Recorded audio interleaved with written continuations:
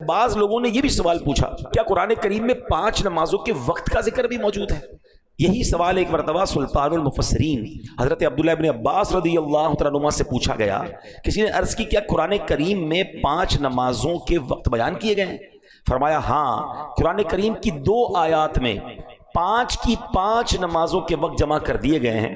پھر آپ نے پارہ 21 سورہ روم کی آیت نمبر 17 اور 18 کی تلاوت کی. اب ذرا غور سے سنیے کہ قرآن میں 5 نمازوں کا ٹائمنگ کیسے بیان ہوا. اللہ قرآن میں فرماتا ہے فَسُبْحَانَ اللَّهِ حِينَ تُمْسُونَ وَحِينَ تُصْبِحُونَ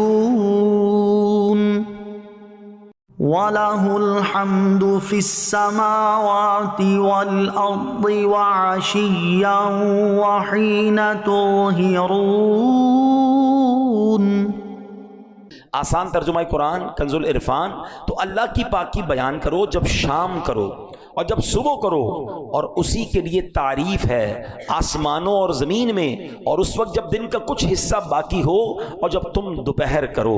پھر حضرت عبداللہ ابن عباس رضی اللہ تعالیٰ عنہ نے فرمایا اس آیت میں تسبیح سے مراد نماز ہے، شام کی تسبیح سے مراد مغرب اور عشاء ہے، صبح کی تسبیح سے مراد نماز فجر ہے، جب دن کا کچھ حصہ باقی ہو اس وقت کی تسبیح سے مراد نماز عصر ہے، دوپہر کی تسبیح سے مراد ظہر کی نماز ہے. تو سبحان اللہ، قرآن پاک میں 5 نمازوں کے جو اوقات ہیں وہ بھی بیان کیے گئے. اچھا، اب وقت کے اندر نماز پڑھنا لازم.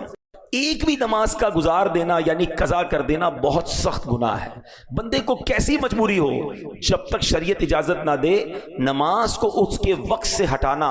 مثلا یہ سوچنا کہ یار ابھی ظہر میں مصروف ہوں، عصر کے ساتھ پڑھ لوں گا، مغرب اور عشاء ایک ساتھ پڑھ لوں گا، یہ ہرگز جائز نہیں ہے. اب ذرا غور کیجئے گا نماز ٹائمنگ میں کتنی ضروری ہے. کہ ایک مرتبہ ایک جنگ کا موقع ہے، مسلمانوں اور کفار کی جنگ ہو رہی ہے. اچھا، کافروں کو پتا تھا کہ مسلمان نماز کے بڑے پابند ہیں.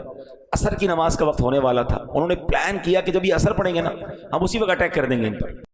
اب یہ ان کا پلان تھا.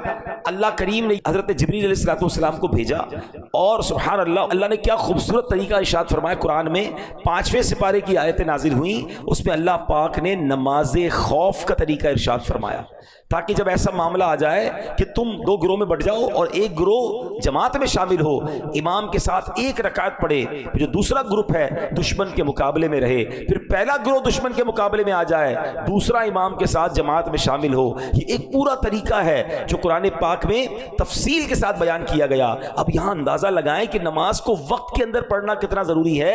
حالت جنگ میں بھی ظہر اور عصر یا مغرب اور عشاء ملا کر پڑھنے کی اجازت نہیں دی گئی. اب ذرا غور کریں کتنا امپورٹنٹ ہے کہ دشمن سامنے ہے، صفیں بنی ہوئی ہیں، عصر کا وقت آیا. یہ نہیں فرمایا کہ ابھی لڑائی ہے، جنگ ہے، اس کے بعد پڑھ لینا. نہیں، طریقہ پورا بیان ہوا قرآن میں کہ امام کھڑا ہو اور جناب ایک صف بنائی جائے، اور ایک جو گروہ ہے وہ دشمن کے مقابلے میں رہے. 1 رکعت ادا کرنے کے بعد، ایسا نہیں کہ پوری 4 رکعتیں، 1 رکعت یہ ادا کریں پھر یہ دشمن کے مقابلے میں جائیں اور وہ گروہ آ جائے. ٹائمنگ کے ساتھ دشمن کے مقابلے میں بھی نماز بھی پڑھنے کا حکم قرآن نے دیا، اور بعد جماعت نماز پڑھنے کا حکم دیا. اب ہمارا حال کیا ہے؟ یار آج سر میں درد ہے، ذرا کل پڑھ لیں گے. آج گھر میں مصروفیت زیادہ ہے، کل پڑھ لیں گے. آج بڑی امپورٹنٹ میٹنگ آفس میں چل رہی ہے، بڑا اہم کسٹمر آیا ہوا ہے، ابراڈ سے آیا ہوا ہے، اور بڑا جناب آرڈر فائنل ہونا ہے، یار شام کو پڑھ لیں گے. نہیں جناب، آج ذرا بارش ہو رہی ہے، موسم ٹھیک نہیں ہے، کل پڑھ لیں گے. یعنی ہو یہ گیا ہے کہ ہمیں ہر مصروفیت میں جو سب سے پہلی چیز ہم ڈراپ کرتے ہیں وہ ہم نماز کو ڈراپ کرتے ہیں. حالانکہ کسی بھی حالت میں، کسی بھی سچویشن میں، یعنی اس سے بڑی کیا سچویشن ہوگی کہ دشمن سامنے کھڑا ہے، مگر صحابہ کرام کو اس وقت بھی نماز پڑھنے کا ٹائم کے اندر حکم دیا گیا. کاش یہ ریئلائزیشن ہو جائے، سارے کام